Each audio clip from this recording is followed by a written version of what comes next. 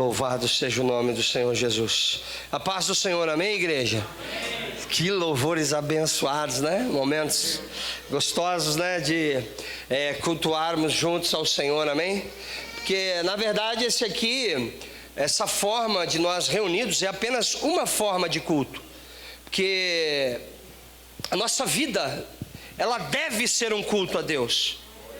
Vai no mercado cultuando. Ah, mas de que forma? O teu testemunho é um culto a Deus. Estou dentro de casa, eu cultuo a Deus. Esse aqui é apenas um culto congregacional. Junto nós adoramos a Deus. E louvores abençoados, culto abençoado até aqui, amém? Parabenizar também as mães, amém? Um domingo abençoado para as mães, para aquelas que geraram no seu ventre um filho. Que Deus as abençoe em nome de Jesus, amém? Falando de mãe, não tem como não se lembrar de Ana, né? Ana é uma história conhecidíssima, né? Mas eu meditando no livro de Samuel, eu tenho para mim que quando Ana, ela vai fazer uma oração, Deus olhou e falou, não tem como eu não atender. Ela fala assim, capítulo 1, versículo 11, é a primeira vez que você vai ver o termo Senhor dos Exércitos. Até então na Bíblia não tinha sido mencionado, e sai dos lábios dela. Ela fala assim, Senhor dos Exércitos, se tu atentares para a oração da tua serva, e da tua serva não te esqueceres, mas da tua serva te lembrares, e me deres um filho varão. Aqui vem o segredo dela, o porquê que Deus falou não tem como. Ela falou assim, Senhor, é o seguinte, eu te dou ele para o resto da vida. Talvez o segredo seja esse. Talvez só está faltando isso para receber. É falar assim, Senhor, quando tu me der, eu te devolvo porque é teu. Talvez uma porta de emprego, Deus esteja esperando você falar isso. Senhor, a porta de emprego que tu me abrir é tua. Quero exaltar o teu nome naquele lugar. Quero ser embaixador teu, quero ser teu representante. Talvez seja isso que esteja faltando. Somente dizer isso, Senhor, quando tu me der, eu te devolvo, é teu. E ela falou isso. Deus olhou e falou, não tem como, eu vou dar para ela, ela vai me devolver. Ele falou, eu vou atender. E lá veio Samuel e ela cumpre, né? Na verdade é um voto que Ana faz. Que Deus te abençoe, minha irmã, nesse dia de hoje, amém? A todas as mães, em nome do Senhor dos Exércitos, tá? Agradeço a Deus a oportunidade, ao pastor, aos presbíteros, o pastor Levi. Aqui eu estou entre irmãos que estamos constantemente juntos. Pastor Sidney sempre conosco na comunidade, pastor Valdir, Vardinho, todos os irmãos estão sempre lá conosco. Eu estou em casa aqui nesse lugar. Louvo a Deus, estou muito. Deus tem, meu coração está transbordando, amém? E eu creio que Deus tem uma palavra para o teu coração, amém? Abre o teu coração. O que sustenta a tua vida como cristão é a palavra, tá? É o que vai te deixar alicerçado em Cristo, é a palavra. O salmista Davi, ele falou, olha, eu esperei com paciência no Senhor, ele se inclinou e ouviu o meu clamor. Aí ele vai dizer que o Senhor tira os pés dele de um charco de lodo. Lodo é escorregadio. E aí ele fala, e firma os meus pés na rocha. Ele sai de um lugar escorregadio e fica com os pés firmados. E o que faz isso é a palavra. Quer ser firmado nos caminhos do Senhor? Se apegue na palavra. Lida, escutada e praticada. Cristão sem palavra é meia boca. É meia boca.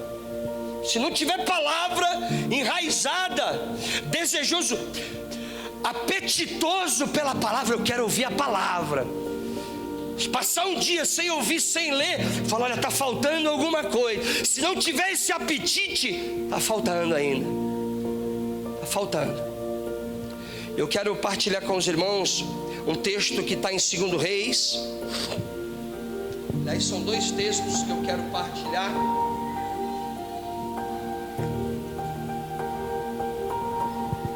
Glória a Deus.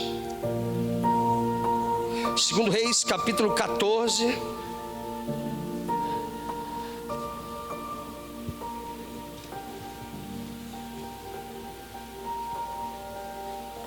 Glória a Deus. Segundo Reis, capítulo 14. E depois eu vou para o livro de Amós. Amém? Eu quero ler esse texto aqui em 2 Reis 14, rapidamente. 2 Reis 14. Diz assim a palavra do Senhor Jesus, no verso 23, no verso 23, 14, 23. 14, 23, diz assim a palavra do Senhor Jesus. No 15º ano de Amazias, filho de Joás, rei de Judá, começou a reinar em Samaria Jeroboão, filho de Joás, rei de Israel, e reinou 41 anos. E fez o que era mal aos olhos do Senhor, nunca se apartou de nenhum dos pecados de Jeroboão, filho de Nebate, que fez pecar a Israel. Também reestabeleceu os termos de Israel, desde a entrada de Ramate até ao mar da planície, conforme a palavra do Senhor, Deus de Israel, ao qual falara pelo ministério do seu servo Jonas, profeta, filho de Amitai, o qual era de Gat-Hefer. Porque viu o Senhor que a miséria de Israel era muito amarga, e que nem havia encerrado nem livre, nem quem ajudasse Israel. E ainda não falara o Senhor em apagar o nome de Israel de debaixo do céu. Porém os livrou por mão de Jeroboão, filho de Jeoás.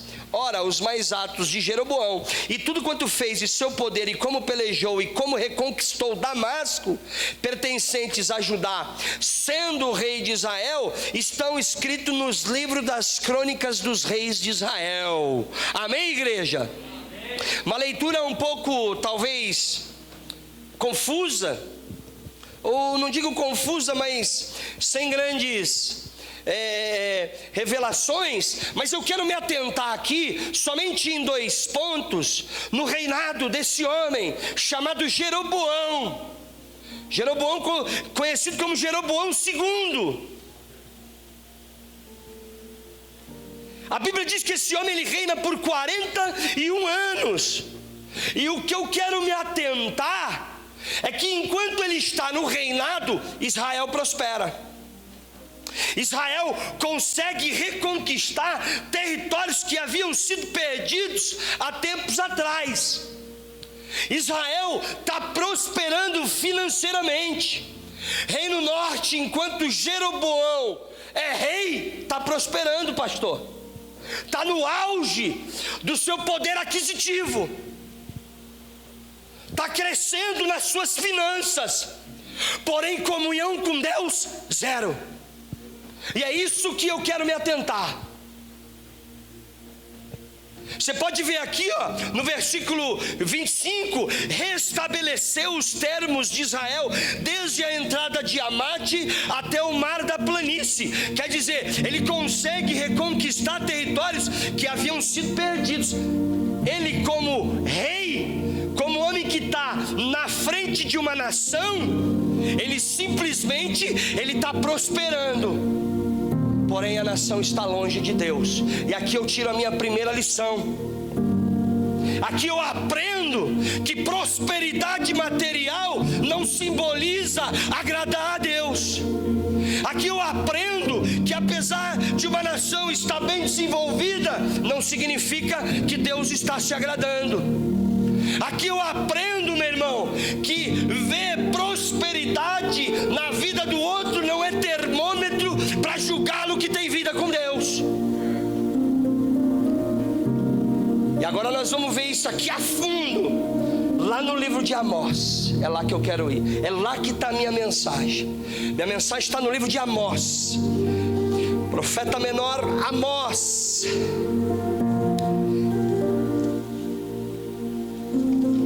Pode deixar aberto aí a tua Bíblia e acompanha comigo aqui algumas citações que daqui eu não saio mais. Estou aqui em Amós, e aqui eu quero que os irmãos, em dado momento, leiam comigo, acompanhem comigo o que se passa com Israel nesse momento. Eu quero ler um versículo para dar início, capítulo 5, versículo 4, diz assim: porque assim diz o Senhor à casa de Israel: buscai-me e vivei. É uma ordem que Deus dá para aquela nação que está no auge da sua prosperidade. Deus está falando: olha, vocês estão no auge, mas é o seguinte, me busca para ter vida, me busca para que eu aqui de cima possa contemplar e me agradar de vocês. Como eu falei, Israel está no máximo, no ponto máximo de prosperidade, mas internamente o povo está idólatra, adorando outros deuses, levantando sacerdotes para levar o povo a adorar deuses estranhos, os ricos oprimindo os pobres, as mulheres dos homens ricos incitando ele a oprimir os pobres para que elas tivessem os seus bens. E esse era o raio-x de Israel. Quem olhava, firme e forte, mas a podridão imperava dentro de Israel, nos tempos de Amós. Quem que foi Amós? Amós, ele nasce no Reino Sul, ele trabalha no Reino Sul e vai profetizar lá no Reino Norte. E aí eu também aprendo que quando Deus me separa e me leva para onde Ele quer, para fazer o que Ele quer, para dizer o que Ele quer e nunca aquilo que eu pretendo. Quero que os irmãos entendam que somos homens que hoje temos o Espírito Santo que nos direciona. As nossas vidas devem ser pautadas em direções vindas de Deus. Meu irmão não deu um passo, minha irmã não deu um passo sem falar: Senhor, eu posso. Quantas decisões sendo tomadas, quantas decisões quantas mudanças bruscas e radicais, sem dizer: Senhor, é da tua vontade. A Bíblia diz que na conversão de Saulo, ele cai com o rosto em terra. Primeira coisa que sai da boca dele: Senhor, o que tu queres que eu te faça?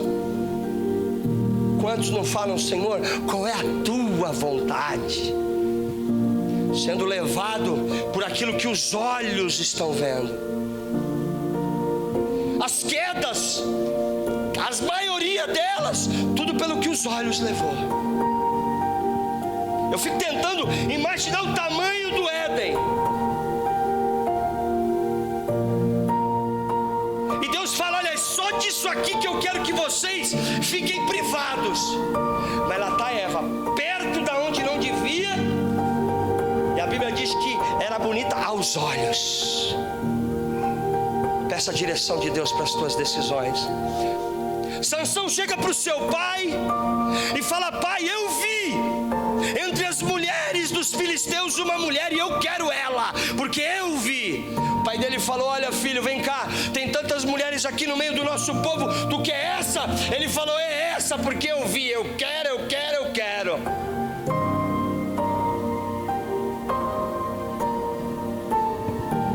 Irmão, dê passos segundo a direção do Senhor. E esse foi Amós. E aí agora eu vou começar a entrar no capítulo 5, versículo 11, que diz assim: portanto, visto que pisais o pobre e dele exigis um tributo de trigo, edificareis casas de pedras lavradas, mas nela não habitareis. Vinhas desejáveis plantareis, mas não bebereis do seu vinho. Olha o que era Israel próspero. Próspero para quem via de fora, mas Deus estava olhando e falando: está podre. Prosperidade para quem estava vendo de longe, mas Deus olhava de cima e falava: eu não estou nesse negócio.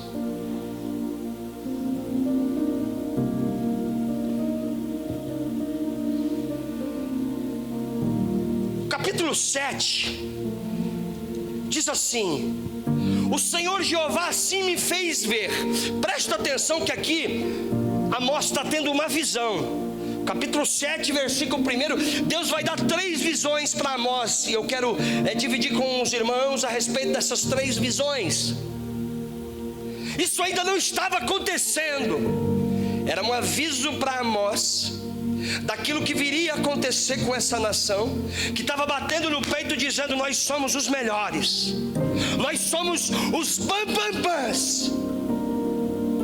E Deus está dizendo: olha aqui, ó, o Senhor Jeová assim me fez ver, assim que formava gafanhotos no princípio do rebento da erva serôdia, eis que era erva serôdia depois da cegada do rei. Presta atenção, a primeira cegada ela era do rei, era a primeira colheita, tinha que dar, era o tributo do rei. Amós estava vendo que já tinham pagado aquilo que era do rei, agora aquilo que eles iriam tirar para o seu sustento, para pagar suas contas. Deus falou que antes disso mandou uma nuvem de gafanhotos, falou: pagou para quem tinha que pagar, mas na hora de tirar o que é teu, eu não vou deixar. Era isso que Deus mostra para Amós. Olha só o versículo 2: e aconteceu que, como eles tivessem comido completamente a erva da terra, olha o que Amós faz, olha o que o homem de Deus vai fazer. Eu disse: Senhor Jeová, perdoa, como se levantará Jacó, porque ele é pequeno. Jacó vai lá, intercede pela nação, seja intercessor da tua casa, ore pela tua família, não desista daquilo que Deus te deu.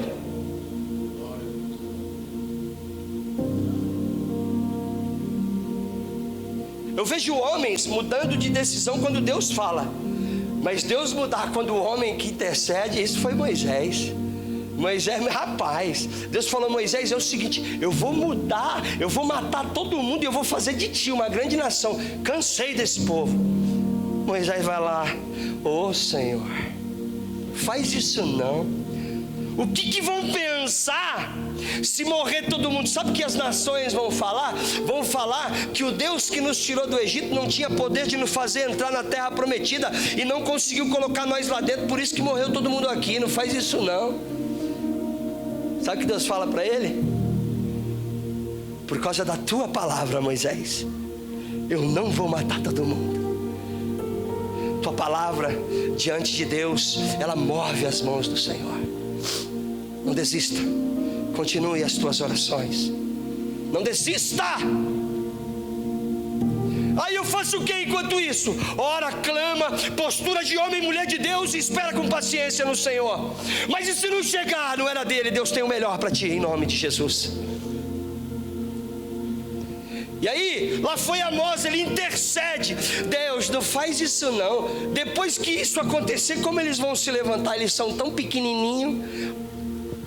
Então, versículo 3: o Senhor se arrependeu disso e não acontecerá, disse o Senhor. Isso não ia ser daquela forma. Aí o Senhor dá a segunda visão para Amós. Presta atenção nisso aqui, na segunda visão de Amós. Assim me mostrou o Senhor Jeová: eis que o Senhor Jeová clamava que queria contender por meio do fogo e consumir o grande abismo, e também queria consumir a terra. Deus falou: não vou mandar gafanhoto, vou mandar fogo. O grande abismo eram fontes que elas abasteciam poços. Eles eram poços enormes, cavados, que daquela cisterna ela conseguia abastecer poços na proximidade. Então ali era um reservatório de água muito grande, conhecido em Israel. Quando fala aqui em grande abismo, está falando desse reservatório. E Deus falou: vou mandar um fogo tal que vai consumir o grande abismo. E aí o que Amós vai fazer? Fica imaginando Amós, sabendo da condição do povo, mas intercedendo, não desistindo. Lá foi Amós. Então eu disse: ah, Senhor Jeová, cessa agora, como se levantará Jacó, porque ele é pequeno. De novo, Amós vai interceder. Deus fala assim para ele: o Senhor disse, nem isso acontecerá, disse o Senhor Jeová. Só que agora Deus vai dar uma terceira visão para Amós, e nessa visão Amós não tinha como interceder. Eu vou explicar o porquê, pastor. E me mostrou-me também, o Senhor estava sobre um muro, levantado a prumo, e tinha um prumo na sua mão. E o Senhor me disse: agora, Amós, o que é que tu está vendo? Eu disse: um prumo. E disse o Senhor: eis que eu porei um prumo no meio do meu povo, e nunca mais passarei por ele. Presta atenção. Quando Deus dá uma visão a respeito de gafanhoto e fogo, eram elementos da natureza que estava fora do controle do homem. Se Deus mandasse aquilo ali, eu quero que os irmãos entendam que a nação poderia não compreender. A nação poderia dizer: meu Deus, estamos sendo, por que isso está acontecendo? Deus falou: agora eu estou te mostrando um muro. Sabe por quê? Porque muro quem constrói é o homem, não é Deus. A construção dos teus muros quem faz é você. E Deus te pede nessa manhã: constrói um muro retinho, porque eu estou passando o prumo nele, e eu quero ver retidão nele. Você pode ver que Amós não tem como interceder aqui. Sabe por quê? Porque muro é construção de homem. Muro quem levantou não foi Deus. Muro quem levanta é você. E Deus te trouxe aqui nessa manhã porque Ele te ama. Deus te trouxe aqui nessa manhã porque Ele tem um desejo, o maior interessado em que os teus muros se ergam. Aprumado é o próprio Senhor dos Exércitos. Eu lembro que minha mãe falava tanto: se apruma, menino. Demorou para entender o que era isso. Se apruma. Eu não entendi. Ela queria que eu andasse retinho. Ela queria que os meus muros fossem levantados retos. E o Senhor fala para mim e para você nessa manhã: filho, se apruma. Filho, apruma os teus muros. Mas o porquê? Porque eu estou em cima desse muro, e o prumo está nas minhas mãos. Vou continuar mais um pouco. O capítulo 3, versículo 14 e 15, diz assim...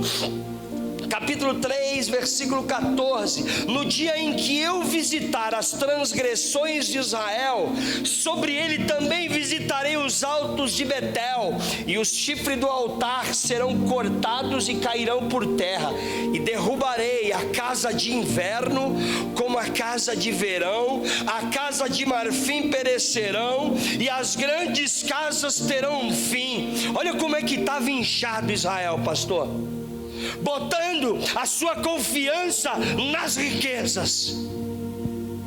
Ele falou: eu vou destruir tudo, eu vou acabar com... Vocês estão o quê? Vocês estão se garantindo nessas casas luxuosas.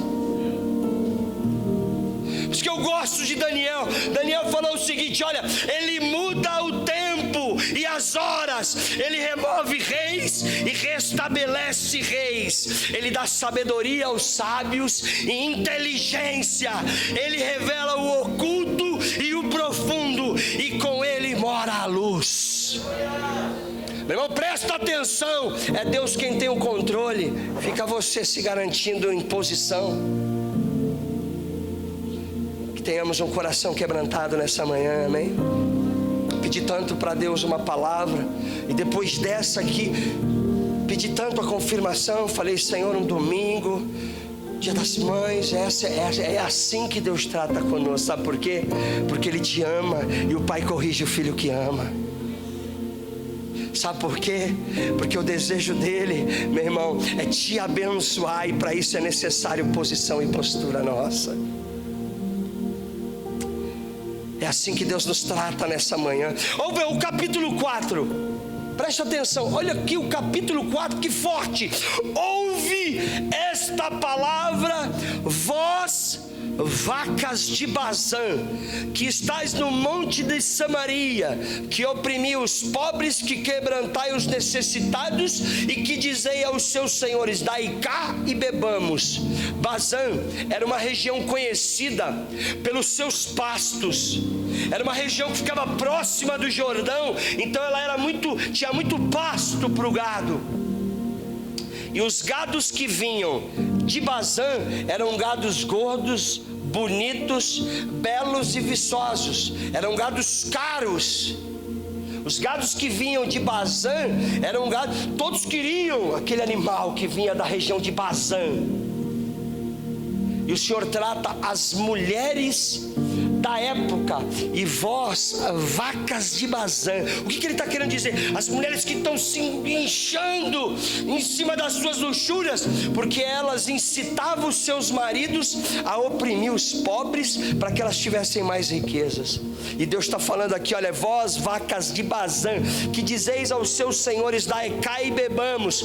Jurou o Senhor Jeová pela santidade dele, que dias estão por vir sobre vós, em que vos levarão com anzóis, e os vossos descendentes com anzóis de pesca. Meu irmão, confiemos no Senhor. Os que confiam no Senhor são como os montes de Sião, que não se abalam. Deposita a tua confiança no Senhor. Igreja,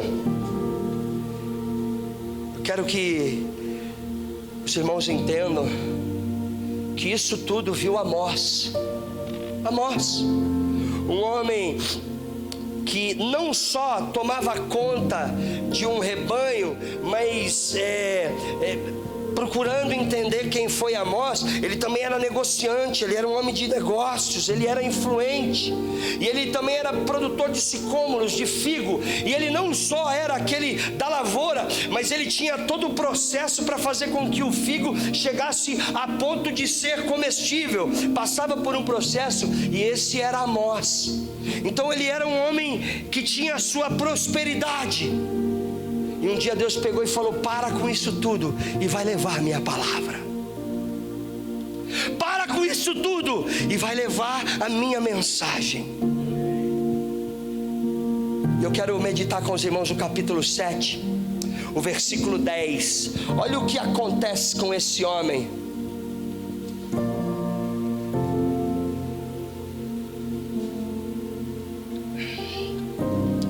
Então Amazias, sacerdote de Betel, eu estou lendo aqui sacerdote, mas não é sacerdote do Deus Altíssimo, não. Eram homens levantados pelo rei para fazer a nação e adorar deuses falsos. Então o tal de Amazias, olha o que ele faz: mandou dizer a Jeroboão, ao rei, olha lá, Amazias, sacerdote que o rei levanta, vai lá e vai ter uma conversa com o rei. Ô rei, presta atenção, Amós tem conspirado contra ti. Olha como é tratado o profeta. Quando o profeta chega e fala: olha, assim diz o Senhor, tenho me agradado de ti, tenho porta aberta, sou contigo. Olha que homem de Deus, homem de Deus, homem de oração. Rapaz, Deus usa aquele homem, rapaz, viaja 280 quilômetros para ouvir uma profecia, porque falaram que tem lá. Mas quando traz uma mensagem que nem Amós trouxe, faz que nem Amazias: ô rei, tem um tal de Amós aí que está conspirando contra ti. Ele está conspirando contra ti. Amós tem conspirado contra ti no meio da casa de Israel. Aí é o que ele fala: a terra não poderá sofrer todas as suas palavras, porque Amós estava dizendo: olha, Deus vai vir, Deus vai levar cativo, olha, Deus vai destruir isso aqui tudo. Eles falam: rapaz, olha a nossa riqueza, olha a nossa casa, casa de marfim, casa de granito, daqui ninguém tira. Lembra até de Nabucodonosor, né? Foi lá comer grama, vai comer pasto. Depois lá no capítulo depois, ele vai exaltar a Deus. Aí Amazias pega e fala assim para o rei: não tem nem como, ele esquenta a cabeça, ele está conspirando, não tem como a terra sofrer isso. Continuando, versículo 11: porque assim diz Amós, Jeroboão conversando com o rei. Amós está dizendo: Jeroboão morrerá à espada, Israel certamente será levado para fora da terra em cativeiro. Ô rei, Amós está dizendo que tu vai ser levado cativo, vai morrer à espada. Você acha, rei? Olha o nosso exército, olha a segurança que nós temos. Versículo 12: depois disse Amazias: Amós, vai daqui, ó vidente, profeta, sai daqui, foge para a terra de Judá, come pão e profetiza para lá, porque aqui em Betel, de hoje em diante, tu não mais profetizará, porque é o santuário do rei. Oi, Amós, faz o seguinte: arruma tuas trouxas, some daqui, aqui tu não vai mais profetizar. Amós falou: olha, santuário do rei, eu vou te falar uma coisa, eu não era profeta e nem filho de profeta. Amós estava dizendo: olha, eu não fui criado para ser profeta, porque na época existiam escolas de profeta. Você ouve muito, se você estudar a fundo, você vê muito isso nos tempos de Elias, de Eliseu. Existiam as escolas dos profetas. E Amós, ele fala: é o seguinte, Amazias, eu vou te falar uma coisa, eu nunca fui profeta e nem o meu pai foi profeta. Eu tomava conta de ovelha e eu era produtor de sicômoros. E tem uma coisa: o meu Deus me tirou de trás do gado e disse: vai e profetiza. Foi o meu Deus. Agora ouve bem as palavras que tu dizes: eu não vou mais profetizar contra Israel e nem falarei contra a casa de Isaque. Portanto, assim diz o Senhor para ti, Amazias: a tua mulher se prostituirá na cidade, teus filhos e tuas filhas cairão à tua espada, e a tua terra será repartida a cordel, e tu morrerás numa terra imunda, e certamente Israel será levado cativo para fora da sua terra. 60 anos depois, a Assíria invade a Israel e é levada cativo em 722 a.C.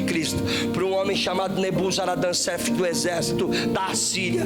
Eu quero te dizer que as palavras do Senhor prevaleceram, e Deus te trouxe aqui nessa manhã porque Ele te ama. Deus te trouxe aqui nessa manhã para dizer: filho, como eu quero que tu ande aprumado. Mas não importa, importa é que Deus está aqui hoje para te catar no colo e falar: filho, daqui para frente segue comigo, o que para trás ficou eu lanço no mais profundo mar do esquecimento. Filho, anda comigo, eu tenho vida nova para ti. Eu tinha mais alguns pontos, mas até aqui. Acompanha comigo o capítulo 9 para nós encerrarmos. Eis que vem dia, diz o Senhor dos exércitos, em que o que lavra alcançará ao que colhe, e o que pisa as uvas ao que lança a semente. Os montes destilarão mosto, e todos os outeiros se derreterão, e eu removerei o cativeiro do meu povo de Israel, aleluia, e reedificarão as cidades assoladas, e nelas habitarão, e plantarão vinhas, e beberão do seu vinho, e farão pomares, e lhes comerão o fruto. Deus pede um conserto daquela nação, e na verdade tudo o que eu passei aqui era uma visão que Amós estava tendo de que iria vir a acontecer. A oportunidade estava sendo lançada para aquele povo se arrepender. E é isso que Deus faz conosco nessa manhã. A oportunidade de dizermos: Senhor, eis-me aqui. Pai, muda a minha história. Pai, eu tenho tentado, mas eu tenho falhado. Mas, Senhor, o meu coração que é acertar na Tua presença. Pai, eu desejo, eu almejo ter uma vida transformada. Eu quero andar em retidão. Eu quero andar, Senhor, conforme os Teus estatutos e os Teus preceitos. Peça isso ao Senhor. Feche teus olhos. Posso fazer uma oração, pastor? Feche teus olhos. Apresenta a tua causa diante de Deus. Apresenta aquilo que você está precisando de mudanças, que tem sido tão difícil. Somos seres humanos, somos falhos, temos desejos pecaminosos. Nossa mão quer pegar o que não é nosso. Os nossos pés querem ir para um lado quando Deus está falando é ir para o outro. Os nossos olhos querem ficar fixos naquilo que Deus não se agrada. Então pede agora: Senhor, me modifica. Me ajuda a entrar pelo caminho da santificação, sem a qual ninguém vai te ver. Me ajuda a entrar pelo caminho da santidade. Peça isso agora nesse momento. Pai, aqui está o teu povo, aqui está a tua igreja, Pai. É a tua noiva, unida, reunida, juntada, Senhor, exaltando o teu nome. E, Senhor, nós louvamos, nós ofertamos. E, Senhor, nós ouvimos a tua palavra. Senhor, nos ajuda a sermos mais crentes, Pai. Nos ajuda a sermos mais cristãos, Senhor. Senhor, nós não queremos ser cristãos só de boca. Nós não queremos ser cristão somente o exterior, mas nós queremos ter o nosso coração transformado. Senhor, que nesse lugar, Pai amado, saiam homens e mulheres daqui aptos para ser teu embaixador aqui na terra. Queremos ser teu representante, Pai. Queremos ser o teu arauto. Queremos que o nosso testemunho de vida, Senhor, ele possa transformar as demais vidas, Pai. Para isso, cura as feridas, sara as feridas, Pai. Meu Deus, muito obrigado, Senhor. Senhor, em nome de Jesus, nós entregamos, Senhor, as nossas vidas no teu altar. E aonde nós estamos errando, nos mostra. E depois de nos mostrar, nos dá força, Senhor, para acertarmos e não querermos mais isso para nós. Deus, muito obrigado. Continua conosco, Pai. É o que nós oramos, é o que nós te pedimos e te agradecemos. E que todos digam amém. Graças a Deus. Eu devolvo o trabalho ao pastor.